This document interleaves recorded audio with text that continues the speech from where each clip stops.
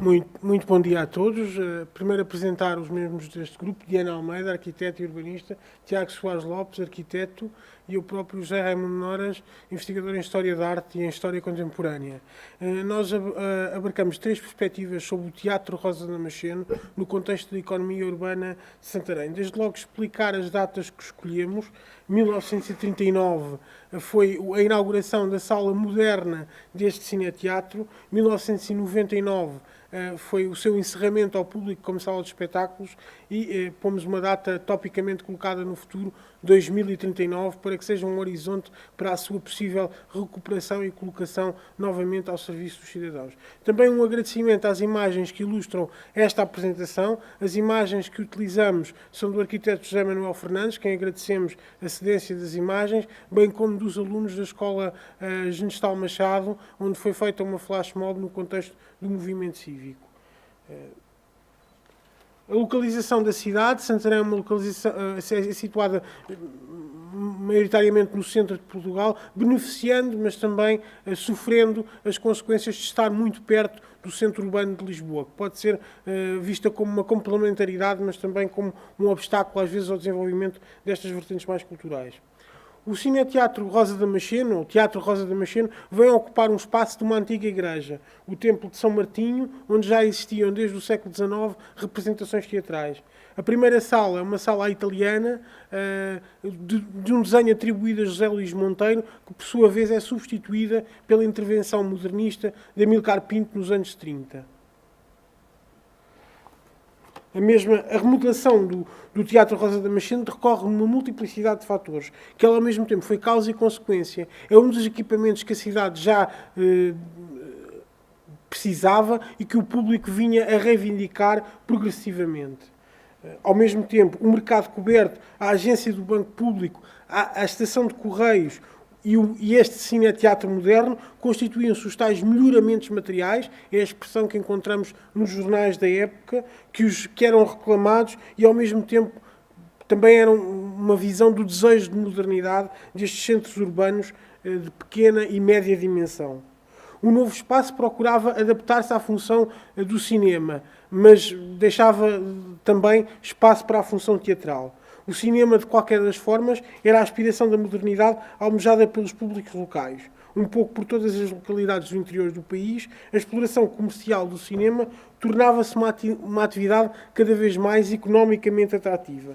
Em Santarém, em Almeirinha, em Abrantes ou mesmo em Gouveia, localidades onde este arquiteto teve projetos de cineteatro, os agentes promotores da edificação e da exploração dos novos cinemas vinham, sobretudo, de uma burguesia local. Nestas condições, o Teatro Rosa Damasceno foi sempre gerido de uma forma privada e veio a ser concessionado a grandes empresas cinematográficas nas décadas subsequentes. Falamos das décadas de 40, 50 e 60. Os êxitos de Hollywood alternavam com promoções locais e também com espetáculos de revista e com produção nacional. Como podemos ver aqui. A cidade tinha várias salas de espetáculo em funcionamento regular durante cerca de 3 décadas. 3 teatros e um cineteatro. Foi educando públicos e foi-se constituindo como alternativa a Lisboa. Nos anos 70, os grupos locais de teatro reivindicavam o acesso a este palco pela sua capacidade de atrair o público e também pela capacidade da sala que geria. No entanto, sobretudo a partir dos anos 80, entrou em declínio. O cineteatro, como espaço cultural, vai perdendo força contra espaços multiplex que começam a aparecer pela cidade e noutras salas. Na verdade, o cineteatro, como espaço urbano, foi progressivamente esgotado de funções, sobretudo nos anos 90. O cinema torna-se um lugar cada vez mais acessório de espaços comerciais e não exclusivamente de um espaço teatral e cinematográfico. O filme também se assume como produto de consumo imediato. Este cineteatro é encerrado ao público oficialmente em 1999, a partir daí entra numa fase de abandono e no ano de 2008, 2007 sofreu um incêndio.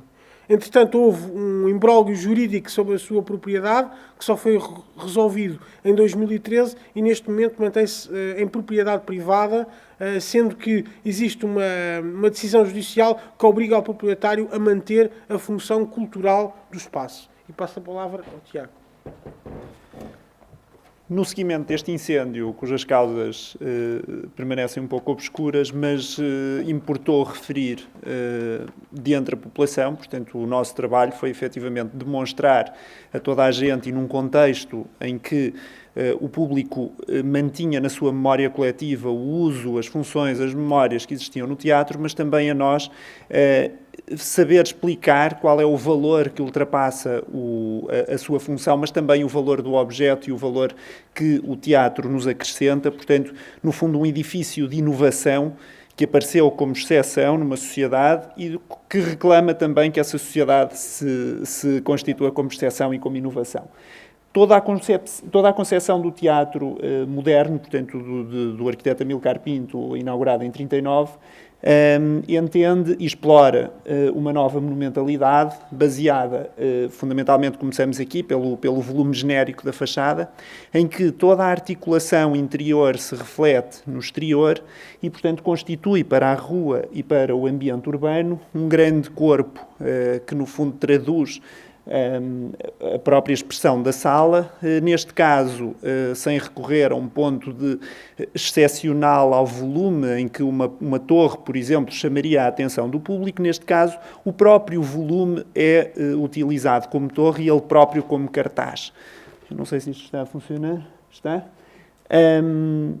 Esta marquise, no fundo, coroa todo o sistema de espaços públicos que se desenvolvem no edifício e, portanto, todas estas questões de valorização que foram sendo atribuídas pela arquitetura e que ainda funcionam atualmente, mesmo depois do acidente do incêndio, que importou, no fundo, explicar e demonstrar que o incêndio, o que acabou por fazer foi, efetivamente, uma limpeza do casco de madeira, mas uma conservação inerente de todos os elementos portantes em betão armado e, no fundo, retirou todos os elementos que seriam imprescindíveis de serem subtraídos em qualquer reabilitação ou ajuste de uso.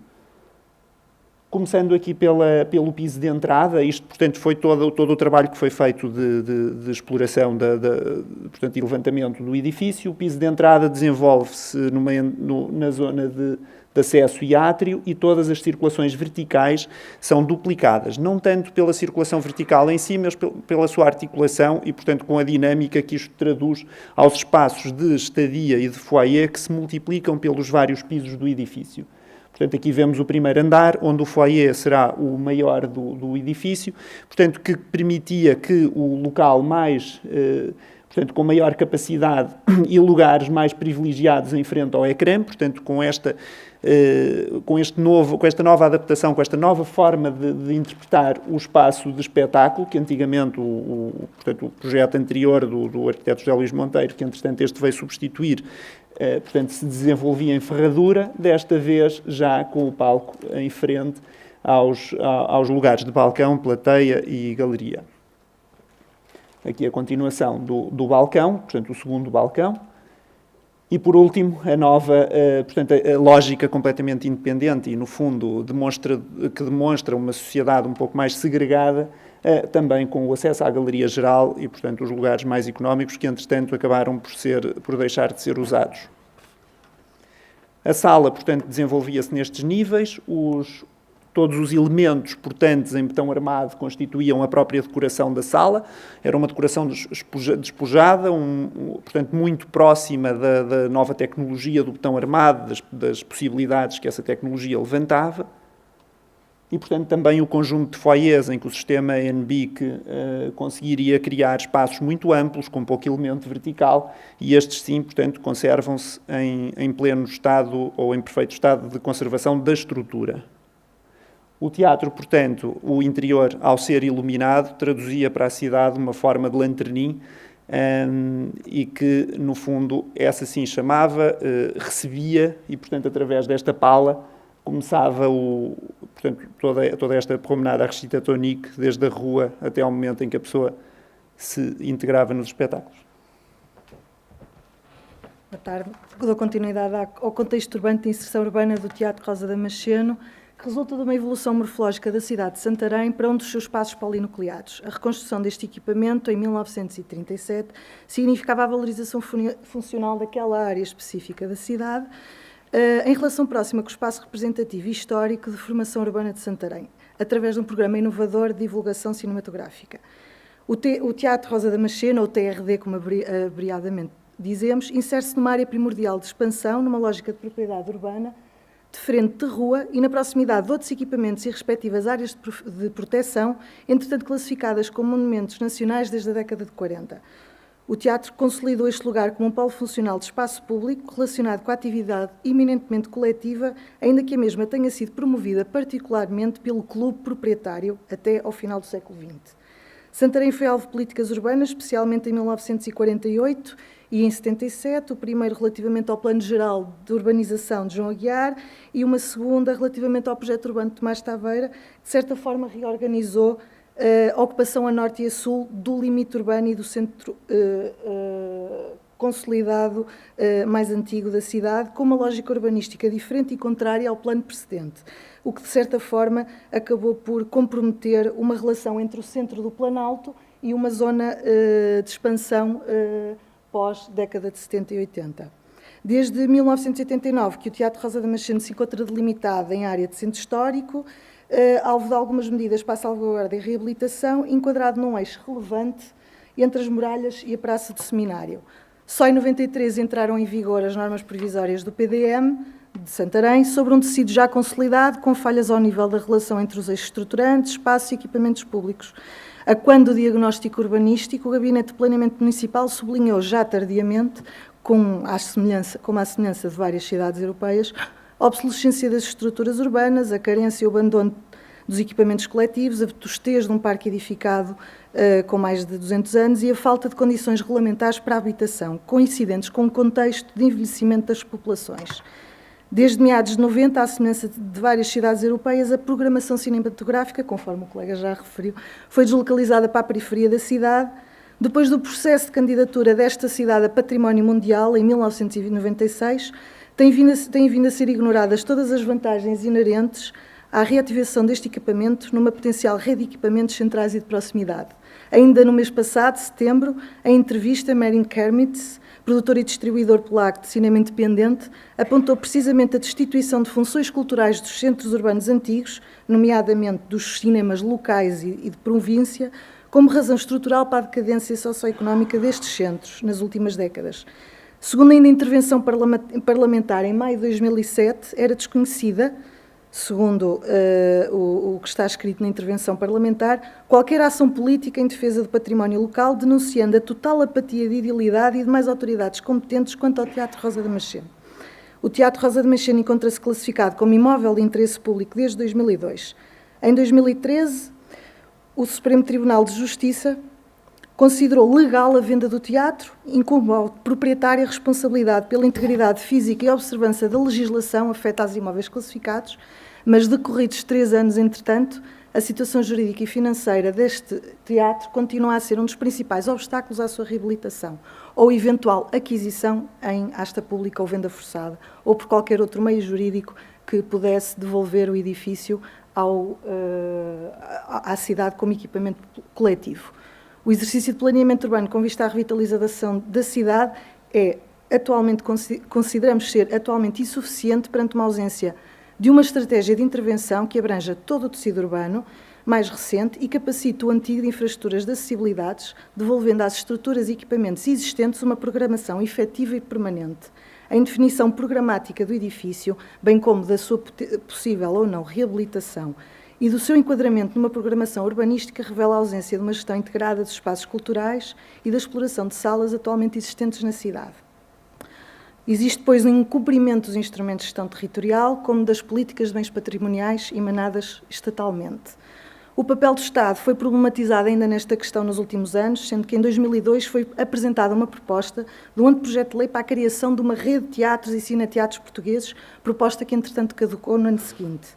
A necessidade de um auditório preparado para uma lotação intermédia que absorva um determinado nível de entretenimento ou de tipo de entretenimento constitui uma vantagem para a reabilitação material do edifício, em complementaridade com as outras salas com diferentes níveis de capacidade, que consideramos que, numa perspectiva económica, a sua reutilização é uma razão acrescida para a reabilitação material. As eventuais alterações que possam ser introduzidas para albergar um programa multifuncional podem e devem ser discutidas em associação a experiências inovadoras, alternativas e que abranjam um espectro de atividades complementares numa rede local e regional, preenchendo uma lacuna no panorama cultural municipal. Consideramos que a reabilitação deste equipamento se propõe à democratização cultural e à permanência de população ativa numa área específica com deficiência urbanística, invertendo uma situação transversal de exclusão da vida socioeconómica no tecido urbano de Santarém.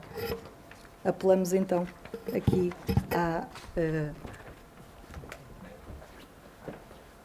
Deste modo, apresentamos as seguintes propostas. A reabilitação material do edifício será um objetivo, este objetivo a longo prazo, que deve passar por uma discussão programática. Neste momento existem 2 teatros em funcionamento em Santarém, existe uma sala de grandes dimensões nos arredores e também por uma política urbana integrada, tal como no passado este teatro só terá sucesso como equipamento cultural se for articulado com os equipamentos já existentes e com os grupos culturais da cidade. Ao mesmo tempo, esta política deve ser vista de um ponto de vista não só local e regional, mas também nacional, integrando com outros espaços e tendo a capacidade de atrair outros públicos, maiormente os de Lisboa, devido à proximidade territorial entre Santarém e Lisboa. Para isto é necessária uma mobilização cívica, que já começou. O nosso projeto aqui é também fruto do movimento cívico, chamado Movimento Rosa Damasceno, cuja página poderão encontrar na internet, num blog, Movimento Rosa Damasceno, e também a complementaridade desta oferta cultural na lógica do que referi anteriormente da política integrada com as cidades mais próximas. Deste modo, queremos que a cidade poderia oferecer uma diferenciação regional, tal como já aconteceu no passado, com uma ampla abrangência de pelo menos 3 equipamentos culturais a funcionar. Nesta imagem vemos uma flash mob que foi realizada no aniversário da sala, no dia 16 de junho, pelos alunos da escola secundária local, pelos alunos de teatro, em que representaram um pequeno excerto da peça Panos e ao mesmo tempo também fizeram um bocadinho do que se falava há pouco de storytelling, que estavam na bilheteira à espera que a bilheteira abrisse ou perguntando onde é que se poderiam comprar os bilhetes. Muitas graças, obrigado.